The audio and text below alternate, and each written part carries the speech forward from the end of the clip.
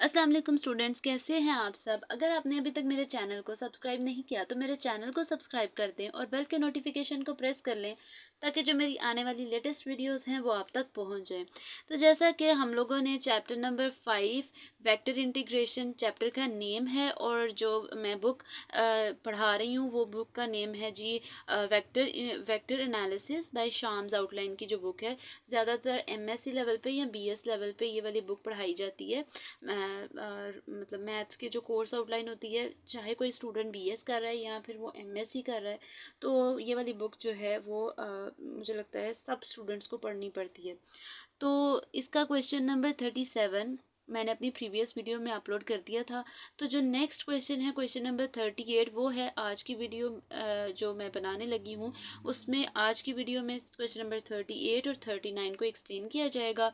तो सबसे पहले इसका क्वेश्चन जो है वो रीड कर लेते हैं। उसने कहा है हमारे पास एक फोर्स है। अच्छा, ये जो मैं क्वेश्चंस करवा रही हूँ ये लाइन इंटीग्रल के क्वेश्चंस है। लाइन इंटीग्रल का हमें कैसे पता लगा, ये अलोंग द कर्व, मतलब अगर एक इंटीग्रल है, जैसे ये देख लें, अगर ये एक इंटीग्रल है और इसके साथ सी अलोंग द कर्व है तो क्या है कि ये एक लाइन इंटीग्रल के क्वेश्चंस है। मतलब क्वेश्चन देख के पता चल रहा है। अगर यहाँ पे मैं ये कहती कि सरफेस इंटीग्रल के क्वेश्चंस है तो वो कैसे होगा, वो डबल इंटीग्रल आता है और उसके नीचे एस आता है, स्मॉल एस। ठीक है, तो ये आप लोगों ने अपने जो है कुछ कॉन्सेप्ट क्लियर कर लें इस चीज़ से रिलेटेड। और जो मैंने वॉल्यूम इंटीग्रल के क्वेश्चंस हैं उनकी मैंने एग्जांपल्स, मतलब जो प्रॉब्लम्स हैं वो भी अभी एक्सप्लेन करनी है। तो वो इंशाल्लाह फर्दर मैं वो वाली भी एग्जांपल्स भी अपलोड करूँगी और इंशाल्लाह पूरी कोशिश है कि इस चैप्टर को बहुत अच्छे तरीके से मैं अपलोड करूँ ताकि स्टूडेंट्स को समझ आ सके। तो सबसे पहले हम देख लेते हैं फोर्स हमारे पास, वो कहता है इफ़ का मतलब होता है अगर। अगर हमारे पास कोई फोर्स की वैल्यू उसने दे दी है आई और जे, मतलब ये है कि उसमें जो एक्सिस हैं वो कौन कौन से हैं, आई जे। ठीक है, हमारे पास प्लेन है, दो प्लेन्स है।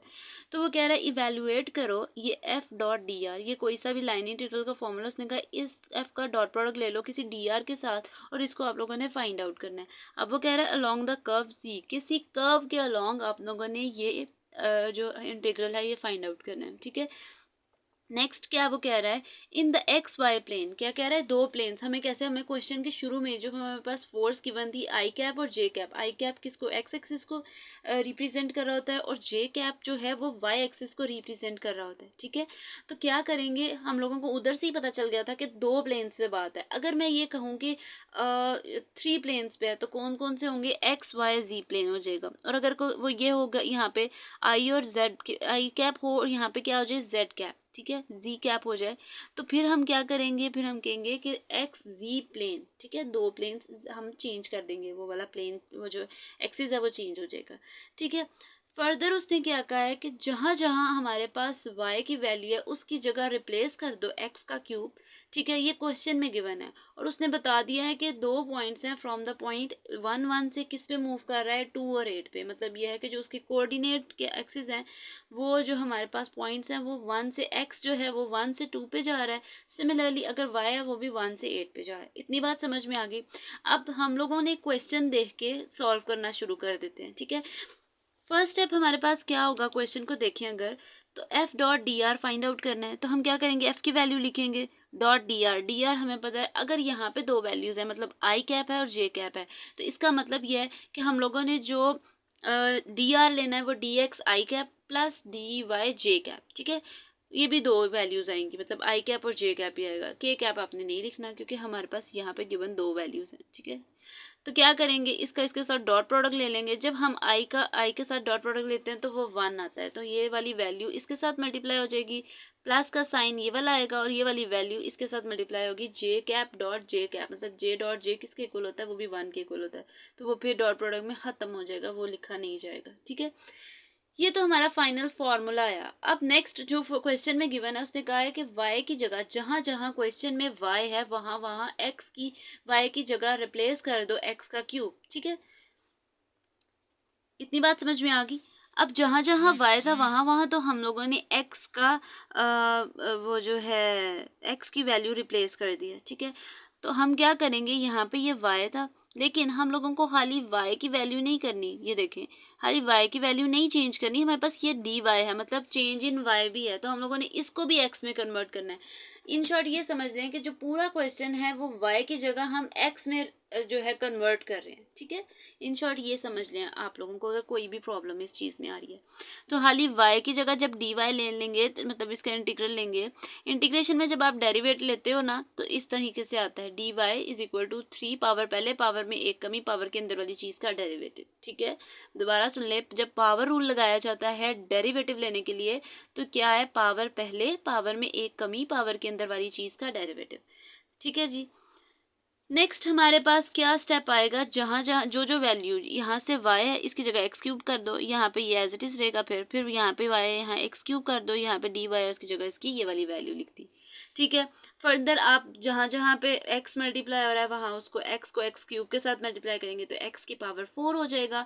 नेक्स्ट -6x² ये एज इट इज रहेगा, dx एज इट इज रहेगा, प्लस 2 को जब मल्टीप्लाई करेंगे अंदर वाली वैल्यू के साथ तो हमारे पास 2x³ आ जाएगा, -4x आ जाएगा और 3x² आ जाएगा। ठीक है, ये ब्रैकेट के बाहर।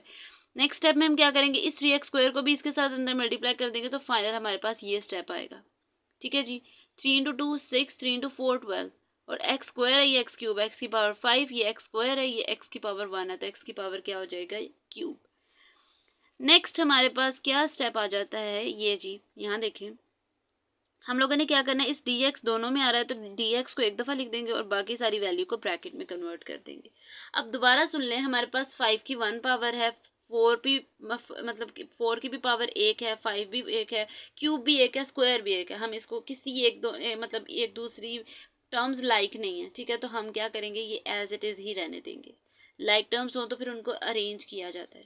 ठीक है जी, नेक्स्ट स्टेप में अब हम मूव कर रहे हैं, इसका जो लास्ट है इंटीग्रेशन कर लें। अगर डायरेक्ट इंटीग्रेशन की गई है हमारे पास, अच्छा मैंने ये बताना भूल गई कि जब हमारे पास ये देखें अगर हम इसको कन्वर्ट कर रहे थे 1 से, ये देखें y था, y की जगह हम लोगों ने x का क्यूब कर दिया, क्वेश्चन सारा किस में कन्वर्ट हो गया, अब x में। तो हम लोगों ने जो लिमिट लगानी है वो 1 से 2 लगानी है, ये वाली लिमिट जो 1 से 8 है ये निगलेक्ट कर दी जाएगी। मतलब अब ये इस पे काम नहीं करना क्योंकि हमारा जो लिमिट है वो हम काम किस पे कर रहे हैं, अब सिर्फ x मतलब वैल्यू सारी x में कन्वर्ट कर दी है तो लिमिट भी कौन सी लगेगी, 1 से 2 वाली लगेगी, x एक्सिस वाली लगेगी। ठीक है जी, तो यहाँ पे जब हम लिमिट लगा रहे हैं तो ये देखें मैंने लिमिट लगा दी 1 से 2, ये डायरेक्ट इसकी इंटीग्रेशन की गई है। आप इसको सॉल्व करना है, सॉल्व कर लें।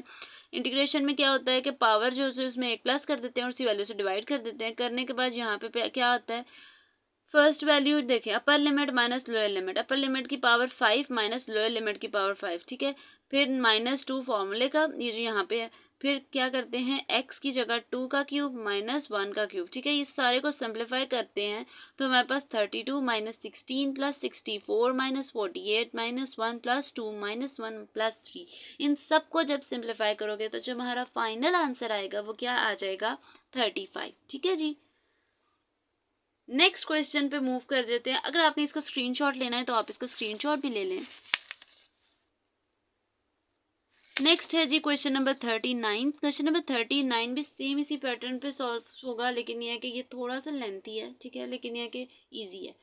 अब इसमें भी मैं इसको मतलब जल्दी जल्दी एक्सप्लेन करने लगी हूँ। अगर वो कह रहा है फोर्स की वैल्यू ये गिवन है, सेम उसी पैटर्न पे इवेलुएट करना है कोई सा भी line integral F dot D R where C is the curve in the X Y plane consisting of the straight lines. ठीक है, फ्रॉम, अब देखें कोई स्ट्रेट लाइन की बात कर दी गई है। ठीक है, और वो कह रहा है कि पॉइंट पहले यहाँ से यहाँ पे मूव किया, फिर यहाँ से किस पे मूव करना है, इस पे। तो हम क्या करेंगे, सबसे पहले जो पॉइंट मूव कर रहे हैं यहाँ से 0 0 से किस पे जा रहा है, 2 0 पे, मतलब 0 0 से मूव कर रहा है किस पे, 2 0 पे। जब यहाँ पे ऐसे क्वेश्चंस आ जाएं तो हमने क्या करना है, पहले देखना है कि चेंज किस में आ रहा है। हम इस सारे को टी में कन्वर्ट कर देते हैं। चेंज किस में आया, 0 से एक्स वाली जो टर्म है वो क्या है, 0 से 2 में कन्वर्ट हो रही है। तो क्या करेंगे, x की जगह हम t लिख देंगे। y में चेंज नहीं है, y 0 लिख देंगे। ठीक है, y की जो वैल्यू होती है ना वही लिख देते हैं। अगर यहाँ पे 1 और 1 होता तो y की वैल्यू हम 1 लिख देते। ठीक है जी, इतनी बात समझ में आ गई। अब नेक्स्ट देखिए, हमारे पास जो हमारे पास लिमिट लगाई जाएगी वो 0 is less than equal to t is less than equal to 2। ठीक है जी, ये हमारे पास लिमिट आ गई। अब नेक्स्ट देखिए F dot D are, F का जब डॉट प्रोडक्ट लोगे आप डी आर के साथ तो हम लोगों के पास ये इस तरह से कुछ फाइनल टर्म्स आ जाएगी। अच्छा, यहाँ पे मैंने डी एक्स डी टी किसके equal, D x D T के इक्वल है और dy डी 0 के इक्वल है, ठीक है। तो ये यहाँ पे आप डायरेक्ट कर लें, ये मेरी थोड़ी सी मिस्टेक हो गई थी। जहाँ जहाँ x है वहाँ वहाँ t और जहाँ जहाँ y है वहाँ वहाँ 0 लिख के हम लोगों ने क्वेश्चन को सॉल्व करना है। पहले डायरेक्ट अगर आप डॉट प्रोडक्ट भी लेना चाहते हैं जैसे हम लोगों ने प्रीवियस क्वेश्चन किया है वैसे भी कर लें। क्वेश्चंस को सॉल्व करने के, हर क्वेश्चन को सॉल्व करने 2 to 3 मेथड्स होते हैं। कुछ में आपके आंसर्स डिफरेंट आ जाते हैं लेकिन आंसर क्या आता है, सेम आता है। किसी भी पैटर्न को फॉलो कर लें अगर तो।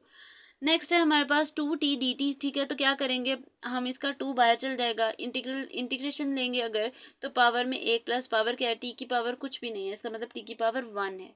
तो 1 में 1 प्लस कर दो, डिवाइड कर दो 1 + 1 से, तो क्या आ जाएगा t² डिवाइड बाई 2। ऐसे ही है, ये कटिंग हो गया 2 से और हमारे पास 2 का स्क्वायर आ जाएगा, लिमिट लगाओगे अपर लिमिट का स्क्वायर माइनस लोअर लिमिट का स्क्वायर, तो हमारे पास 2 का स्क्वायर 4 आ जाएगा। और जब हम इस पे क्या करेंगे, नेक्स्ट स्क्वायर ओपन करेंगे तो जो हमारा आंसर आ जाएगा वो क्या आएगा, इस वाले पार्ट का 4 आ जाएगा। अच्छा, ये मैंने आंसर यहाँ लिख दिया था, ये बाय मिस्टेक था, आंसर नेक्स्ट स्टेप में आएगा। अब नेक्स्ट देखें, अब हमारे पास ये तो वो मेथड था जिसमें हम लोगों ने पॉइंट 1 मूव करा था, दूसरी वैल्यू कांस्टेंट थी, चेंज नहीं थी हो रही, तो हम लोगों ने उसको सिंपल टी में कन्वर्ट कर दिया और आंसर आ गया। लेकिन अगर दोनों वैल्यूज चेंज हो रही है, अब हम लोग मूव कर रहे हैं 2 0 से किस में, 3 2 में, ठीक है। तो अगर हम मूव कर रहे हैं 2 0 से 3 2 में तो क्या करेंगे हम लोग 2 में भी चेंज, मतलब एक्स एक्सिस में भी चेंज आ रहा है और वाई में भी चेंज आ रहा है। फिर हम क्या करते हैं, स्ट्रेट लाइन की जो इक्वेशन है वो लगाते हैं, ये वाली इक्वेशन, इसको पैरामीट्रिक इक्वेशंस कहते हैं या स्ट्रेट लाइन, इसमें थोड़ा सा मेरा कंफ्यूजन है। लेकिन ये कि ये वाला फॉर्मूला आपने लगा के क्या करते हैं, x माइनस x1, x1 क्या है 2 और x2 क्या है हमारे पास 3, 3 माइनस 2 1, ठीक है। तो ये x minus 2 is equal to T, ये अलहदा आ जाता है और y माइनस 2 क्या, ये वाली वैल्यू भी क्या आती है, अलहदा बना दी जाती है, ठीक है। y माइनस y1 क्या है 0 डिवाइड बाई y2 क्या है हमारे पास 2 माइनस 0, तो ये हमारे पास y/2 आ जाता है और इज इक्वल टू t, तो y/2 क्या है 2 नीचे डिवाइड हो रहा है, इस तरफ जाके मल्टीप्लाई हो जाता है। नेक्स्ट स्टेप में हम क्या करेंगे गर्ल्स, ये जो हमारे पास, सॉरी नेक्स्ट स्टेप में स्टूडेंट्स हम क्या करेंगे, ये हमारे पास dx है, इसको हम डेरिवेटिव ले लेंगे, इसका भी डेरिवेटिव ले लिया। नेक्स्ट क्या करेंगे, इसका डेरिवेटिव लिया और सिंपल इसका जो लिमिट, अब 0 से t, जब हम लोग दोनों को चेंज कर देते हैं तो हम लिमिट लगाते हैं 0 से 1। ये चीज़ याद रखने वाली है कि जब दोनों वैल्यूज़ को हम चेंज कर देते हैं और दोनों की वैल्यूज़ को कन्वर्ट करते हैं तो फिर हमारे पास जो लिमिट होती है 0 से 1 तक ही जाती है। फिर हम क्या करेंगे, एफ डॉट डी आर लेंगे, एफ डॉट डी आर मतलब एफ का डॉट प्रोडक्ट लेंगे डी आर के साथ, अगर आई जे वाली टर्म्स है तो आई जे लिख लेंगे, ठीक है। जहाँ जहाँ डी एक्स है वहाँ वहाँ डी टी पुट कर दो, जहाँ जहाँ एक्स है वहाँ वहाँ जहाँ, अच्छा ये देखिए यहाँ पे मैंने कन्वर्ट करना था, ये एक्स है -2 है इज इक्वल टू टी है, तो ये एक्स की वैल्यू हम लोगों ने एक्स की बनानी है तो t+2 हो जाएगा, ठीक है। x की वैल्यू क्या हो जाएगी, ये -2 है, दूसरी तरफ जाके +2 हो जाएगा तो t+2 वैल्यू हो जाएगी। तो फिर जहाँ जहाँ x है वहाँ वहाँ t+2 और जहाँ जहाँ y है वहाँ वहाँ 2t और जहाँ जहाँ dy है वहाँ 2dt, जहाँ जहाँ dx है वहाँ वहाँ dt, ठीक है जी। ये कर लेंगे आप, ये तो चीज़ ईजी है। नेक्स्ट क्या करेंगे, ये हमारे पास सिंप्लीफाई करेंगे यहाँ पे, फिर इसको फर्दर दोबारा इस 2 को बाहर मल्टीप्लाई और इसको अंदर मल्टीप्लाई कर देंगे और ये भी इस तरह से आंसर आ जाएगा। अब डी टी यहाँ पे भी है यहाँ पे भी है, तो एक दफ़ा इसको कॉमन ले लेंगे, बाकी सारी वैल्यूज़ को अंदर ब्रैकेट में लिख लेंगे, ठीक है जी। फिर हम देखेंगे कि ऐसी कौन सी वैल्यूज़ हैं जो कटिंग हो रही हैं, तो ये +2 ये -2, कटिंग कब पॉसिबल है, जब सेम वैल्यूज़ हों और ऑपोजिट साइंस हों। तो ये भी सेम वैल्यू है, ऑपोजिट साइन है, ये भी कटिंग हो जाएगी, 14t आ जाएगा और साथ dt आ जाएगा और 0 से 1 तक जो है हमारे पास पॉइंट जा रहा है। अब हम क्या करेंगे, इसकी इंटीग्रेशन कर देंगे। इंटीग्रेशन कैसे होगी, 14t², ठीक है जी। ये देखिए 14t² आ गया डिवाइड बाई 2, तो 2 की कटिंग कर देंगे 14 के साथ, तो 2 1 टाइम 2 2 7 टाइम 14, तो 7 की कटिंग कर दी और इसमें लिमिट्स पुट की, 1 का स्क्वायर 1 ही होता है, तो 7 multiply by 1 is equal to वही नंबर आ जाता है, 7 आ गया। सो अब फर्स्ट आंसर हमारा क्या आया था, जब हम 0 0 से किस पे मूव कर रहे थे, दूसरे पॉइंट पे, तो हमारा 4 आंसर आया था और अब ये है, इन दोनों का सम करेंगे 11, हमारा क्या आ जाएगा, फाइनल आंसर। ये थी जी आज की वीडियो। होपफुली आपको मेरी वीडियो अच्छी लगी होगी। अगर आपको मेरी वीडियो अच्छी लगे तो वीडियो को लाइक कर दें और सब्सक्राइब करना मत भूलिएगा। तब तक के लिए अल्लाह हाफिज़।